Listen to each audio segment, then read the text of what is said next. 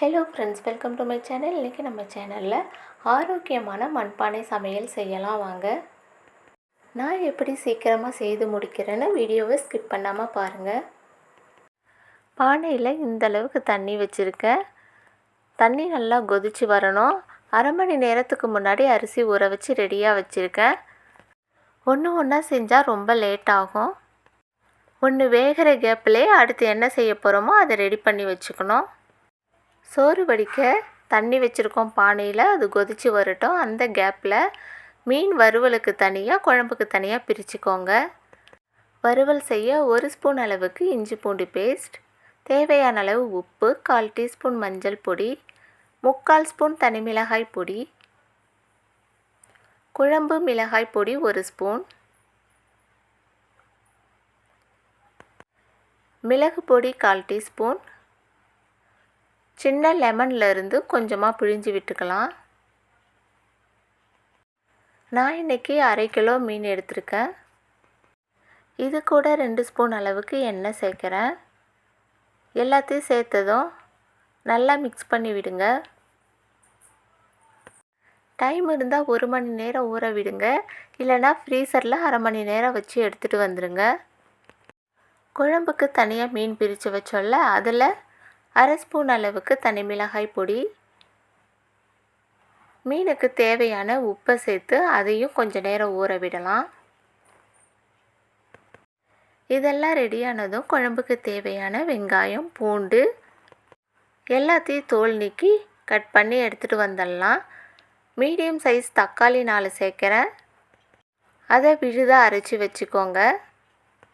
25 சின்ன வெங்காயத்தை தோல் நீக்கி கட் பண்ணுங்கள். 10 சின்ன வெங்காயத்தை ஒன்றும் பாதியமாக அரைச்சிட்டு வந்து வச்சுடுங்க. முருங்கைக்காய், மாங்காய் இதெல்லாம் எடுத்து வச்சுடுங்க. 2 பச்சை மிளகாயும் எடுத்து வச்சிடுறேன் ரெடியாக. தண்ணி கொதிக்க ஆரம்பித்ததும் ஊற வச்ச அரிசியை இதில் சேர்த்துக்கோங்க. பானையில் நான் சமைக்க ஆரம்பித்ததுமே வீட்டில் எல்லாருக்கும் ரொம்ப சந்தோஷம். எங்கள் கடையில் வேலை பார்க்குற சகோதரர்களுக்கும் சேர்த்து தாங்க சமைக்கிறேன். நம்ம மட்டும் சாப்பிட்டா போதாது இல்லையா? நமக்காக உழைக்கிற அவங்களும் ஆரோக்கியமாக இருக்கணும். அரிசியெல்லாம் போட்டு முடித்ததும் கலந்து விட்டு மூடி போடுங்க. அரிசி வெந்து வரணும் நமக்கு.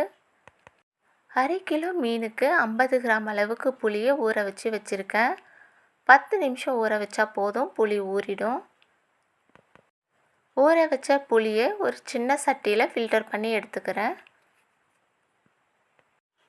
ஒரு தடவை கரைச்சி ஃபில்டர் பண்ணால் போதாது, மறுபடியும் 2 தடவை தண்ணி சேர்த்து நல்லா கரைச்சி ஃபில்டர் பண்ணி எடுத்துக்கோங்க.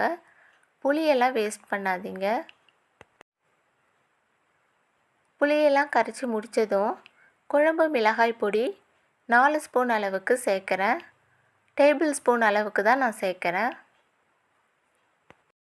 1/2 ஸ்பூன் தனி மிளகாய் பொடி. ஒவ்வொரு வீட்லேயுமே மிளகாத்தூளோட காரம் வேறுபடும், அதுக்கேற்ற போல் சேர்த்துக்கோங்க. பானையில் வச்ச சோறு வெந்து வந்திருக்கான்னு செக் பண்ணிக்கலாம். கொஞ்சமாக ரைஸ் எடுத்து அழுத்தி பார்க்குறேன். கொஞ்சம் கஷ்டமாக இருக்குது. இன்னும் கொஞ்சம் நேரம் இதை வேக விடணும். இது கொஞ்சம் நேரம் வேக விடலாம். இந்த கேப்பில் மிளகாத்தூள் சேர்த்ததும் தேவையான அளவு உப்பு சேர்த்துக்கோங்க.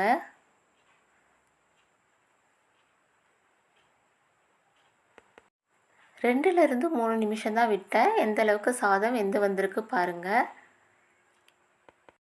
சேஃபாக இந்த மாதிரி வடித்து விட்டுடுறேன். பாருங்கள், சாதம் உதிரி உதிரியாக வந்திருக்கு. சாதம் ரெடி. குழம்புக்கு தேவையானதெல்லாம் ரெடி பண்ணி வச்சுருக்கோம். குழம்பு வைக்கலாம் வாங்க. சட்டியை வச்சு சட்டி ஹீட் ஆனதும் 1/2 குழிக்கரண்டி அளவுக்கு நல்லெண்ணெய் சேர்க்குறேன். 3/4 ஸ்பூன் கடுகு, 1/2 ஸ்பூன் வெந்தயம் சேர்த்து பொரிய விட்டு இது கூடவே கொஞ்சமாக தோல் நீக்கிய பூண்டு, கருவேப்பிலை, கட் பண்ண வெங்காயம், ஒன்றும் பாதியமாக அரைச்ச வெங்காயம், 2 பச்சை மிளகாயை கட் பண்ணி சேர்த்துக்கோங்க. இந்த அளவுக்கு எல்லாம் வதங்கினதும் இது கூடவே முருங்கைக்காயும் சேர்த்துக்கோங்க. கொஞ்சமாக மஞ்சள் பொடி, அரைச்சி வச்ச தக்காளி விழுது. நல்லா வதங்க விடுங்க. இந்த அளவுக்கு மசாலாலாம் வதங்கி வந்ததும் 4-5 பூண்டு பல்ல தட்டி சேர்த்துக்கிறேன். தோலோடு தான் சேர்க்குறேன். சின்ன துண்டு இஞ்சை தோல் சீவி அதையும் பூண்டு போலவே தட்டி சேர்த்துக்கோங்க. இஞ்சி பூண்டு பேஸ்ட்லாம் கொஞ்சம் நேரத்துக்கு இது கூடவே வதங்க விட்டு மிளகாய் பொடி உப்பு சேர்த்த புளி கரைசலை இது கூடயே சேர்த்துக்கோங்க. மூடி போட்டு கொதிக்க விடலாம். இது கொதிக்கிறதுக்கு 10லேருந்து 15 நிமிஷம் ஆகும். மீடியம் ஃப்ளேம்லேயே வச்சு கொதிக்க விடுங்க. மீன் வறுக்கிறதுக்கு முன்னாடி 2 ஸ்பூன் அளவுக்கு கார்ன்ஃப்ளவர் சேர்த்து கலந்து விட்டுக்கோங்க. தோசைக்கல்லிலே மீனெல்லாம் இன்றைக்கி ஃப்ரை பண்ணி எடுத்துக்கலாம். தோசைக்கல்லை சூடுபடுத்திக்கோங்க.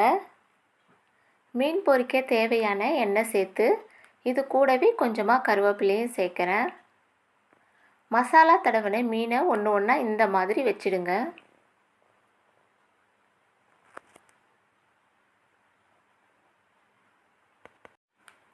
ஒரு சைடு வேக விட்டு இன்னொரு சைடு திருப்பி விடலாம். 2 சைடு வெந்ததும் மீனெல்லாம் எடுத்துருங்க. இதே மாதிரி மீதம் உள்ள மீனையும் போட்டு எடுத்துடுறேன். குழம்பை ஓப்பன் பண்ணி பார்க்கலாம். குழம்பு நல்லா கொதிச்சு வந்திருக்கு. மீனெல்லாம் எடுத்து இதில் போடுங்க. மீனெல்லாம் போட்டு முடித்ததும் இது கூடவே பாதி மாங்காயை கட் பண்ணி சேர்க்குறேன்.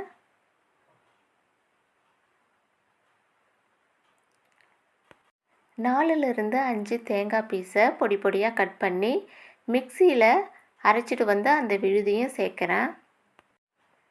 கலந்து விட்டு மூடி போட்டு 6லேருந்து 7 நிமிஷத்துக்கு மீடியம் ஃப்ளேமில் கொதிக்க விடுங்க. 5 நிமிஷத்தில் டக்குன்னு ஒரு ரசம் வைக்கலாம் வாங்க. மிக்ஸி ஜாரில் அரை நெல்லிக்காய் அளவுக்கு புளி, கொஞ்சமாக கருவேப்பிலை, மல்லி அரை ஸ்பூன், சீரகம் அரை ஸ்பூன், மிளகு அரை ஸ்பூன், ஒரு வரமிளகாய் சேர்த்து கொரப்பாக அரைச்சிட்டு வந்துடுங்க. இந்த அளவுக்கு அரைச்சிட்டு வந்ததும் 2 மீடியம் சைஸ் தக்காளியை கட் பண்ணி சேர்க்குறேன். 7-8 பூண்டு பல்லியும் சேர்த்து கொரப்பாக அரைச்சிட்டு வந்துடுங்க. அரைச்சிட்டு வந்த விழுதை சட்டியில் சேர்க்குறேன். மிக்ஸி ஜாரை கழுவி தண்ணியும் சேர்த்துக்கோங்க. ரசத்துக்கு தேவையான அளவுக்கு தண்ணி சேர்த்துக்கோங்க. கொஞ்சமாக பெருங்காய பொடி, கொஞ்சமாக கருவேப்பிலை, ஒரு சிட்டிகை மஞ்சள் பொடி, தேவையான அளவு உப்பு எல்லாத்தையும் சேர்த்து கையாலே கரைச்சி விடுங்க. இது கூட கொஞ்சமாக மல்லி இலைகளையும் சேர்க்குறேன்.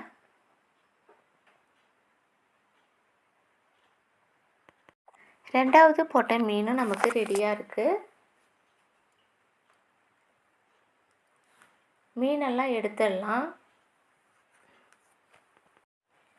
லாஸ்ட்டாக 3 பீஸ் மீன் இருக்குது.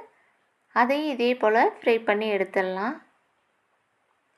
மீன் வறுவலும் ரெடி. 6லேருந்து 7 நிமிஷத்துக்கு பிறகு குழம்பை ஓப்பன் பண்ணி பார்க்கலாம். இப்போ நமக்கு மீன் குழம்பு ரெடியாக இருக்குது. ஃபைனலாக கொஞ்சமாக வெல்லம் சேர்த்துக்கோங்க. இது கூடவே கொஞ்சமாக மல்லி இலைகளையும் சேர்த்துக்கோங்க. குழம்பை இறக்கிடலாம். சூப்பரான மீன் குழம்பு ரெடி. ரசத்துக்கு சின்ன தாளிப்பு கொடுத்துடலாம். தாளிப்பு கரண்டியில் 1 ஸ்பூன் எண்ணெய், 1/4 டீஸ்பூன் கடுகு, 1/4 டீஸ்பூன் உளுத்தம்பருப்பு சேர்த்து கடுகு பொரிஞ்சதும் ஒரு வரமிளகாய் சேர்த்து கடுகுலாம் பொரிஞ்சதும் ரசத்தில் எடுத்து கொட்டுங்க. இதை அப்படியே தூக்கி அடுப்பில் வைங்க. நுர தட்டுற அளவுக்கு கொதிக்க விடுங்க. ரொம்ப கொதிக்கக்கூடாது. ரொம்ப கொதிக்க விட்டிங்கன்னா ரசத்தோட டேஸ்ட் மாறிடும். பையனுக்காக 2 முட்டையும் வேக வைக்கிறேன். ஆரோக்கியமான மண்பானை சமையல் ரெடி. வீடியோ பிடிச்சிருந்தால் லைக் பண்ணுங்கள், ஷேர் பண்ணுங்கள், சப்ஸ்கிரைப் பண்ணிக்கோங்க. கூடவே பெல் சிம்பிளை கிளிக் பண்ண மறந்துடாதீங்க. தேங்க்யூ.